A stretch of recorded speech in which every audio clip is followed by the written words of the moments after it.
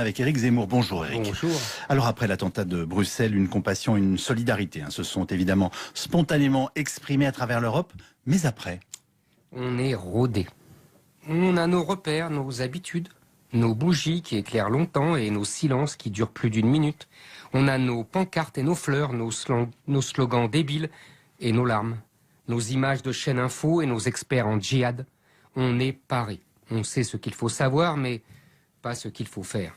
Dès mardi soir, la Tour Eiffel scintillait aux couleurs belges, comme les Anglais au stade de Wembley avaient entonné au lendemain du Bataclan une Marseillaise tonitruante. On est Bruxelles, comme on a été Charlie, comme on a été Paris, Abidjan, Bamako, Tunis.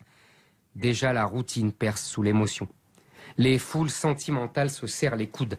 Elles ne se lassent pas de montrer leur bon profil, le plus télégénique, celui qui pleure, celui qui aime.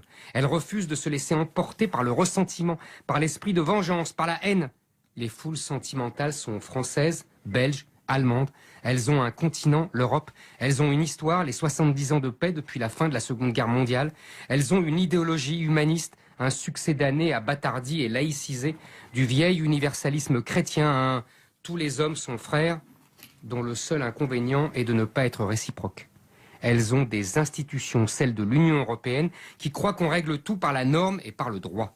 Elles ont des États qui pensent, les naïfs, qu'en donnant l'exemple du désarmement, les autres suivront. Elles ont des intellectuels, des médias, des politiques qui refusent encore de nommer l'adversaire. Elles ont des élus qui prônent toujours l'accueil de l'autre et la lutte contre les discriminations. vous voulez nous dire qu'il faut changer radicalement notre façon de voir? Pas facile, hein? Les foules sentimentales ne veulent pas rentrer dans l'histoire. Parce que c'est bien connu, l'histoire est tragique. Et le tragique, ce n'est pas très fun, comme elles disent.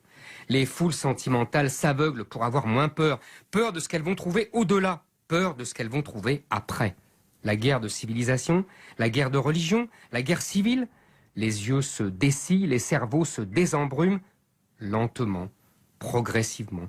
Les analyses se multiplient sur la puissance de l'islam salafiste répandu sur la planète par l'Arabie Saoudite, sur les conséquences de l'immigration massive de populations venues du Rif marocain, comme si on vivait une seconde guerre du Rif un siècle après la première, sur les liens entre trafic de drogue et djihadisme, sur la complaisance des pouvoirs publics, sur leur volonté d'acheter la paix sociale, sur leur désir tacite d'enrichir les plus pauvres au détriment de la santé des plus riches.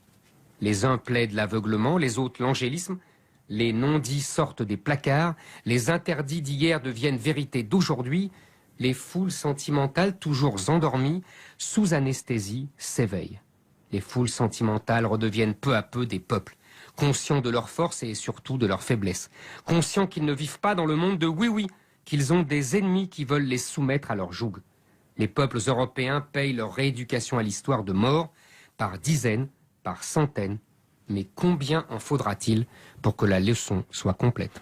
Éric Zemmour, pour On n'est pas forcément d'accord. Demain, nous avons rendez-vous, puisque nous serons vendredi, avec Guillemette Faure. Et donc, vous voulez nous dire qu'il faut changer radicalement notre façon de voir? Pas facile, hein? Les foules sentimentales ne veulent pas rentrer dans l'histoire. Parce que c'est bien connu, l'histoire est tragique. Et le tragique, ce n'est pas très fun, comme elles disent. Les foules sentimentales s'aveuglent pour avoir moins peur. Peur de ce qu'elles vont trouver au-delà. Peur de ce qu'elles vont trouver après. La guerre de civilisation, la guerre de religion, la guerre civile. Les yeux se dessillent, les cerveaux se désembrument, lentement, progressivement. Les analyses se multiplient sur la puissance de l'islam salafiste répandu sur la planète par l'Arabie Saoudite, Seconde Guerre mondiale.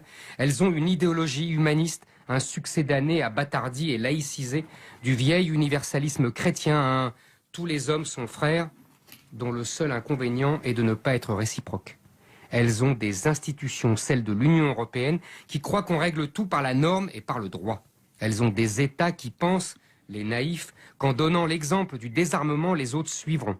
Elles ont des intellectuels, des médias, des politiques qui refusent encore de nommer l'adversaire. Elles ont des élus qui prônent toujours l'accueil de l'autre et la lutte contre les discriminations. Avec Éric Zemmour. Bonjour Éric. Bonjour. Alors après l'attentat de Bruxelles, une compassion, une solidarité se sont évidemment spontanément exprimées à travers l'Europe. Mais après, On est rodé. On a nos repères, nos habitudes, nos bougies qui éclairent longtemps et nos silences qui durent plus d'une minute.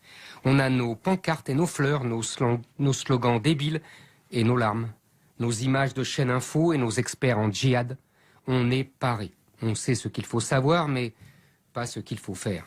Dès mardi soir, la Tour Eiffel scintillait aux couleurs belges, comme les Anglais au stade de Wembley, sur les conséquences de l'immigration massive de populations venues du Rif marocain, comme si on vivait une seconde guerre du Rif un siècle après la première, sur les liens entre trafic de drogue et djihadisme, sur la complaisance des pouvoirs publics, sur leur volonté d'acheter la paix sociale, sur leur désir tacite d'enrichir les plus pauvres au détriment de la santé des plus riches.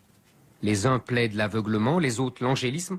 Les non-dits sortent des placards, les interdits d'hier deviennent vérité d'aujourd'hui, les foules sentimentales, toujours endormies, sous anesthésie, s'éveillent.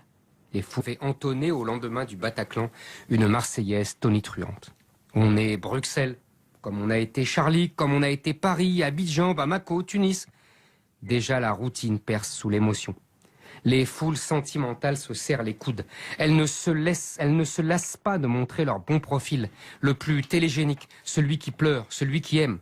Elles refusent de se laisser emporter par le ressentiment, par l'esprit de vengeance, par la haine. Les foules sentimentales sont françaises, belges, allemandes. Elles ont un continent, l'Europe. Elles ont une histoire, les 70 ans de paix depuis la fin de la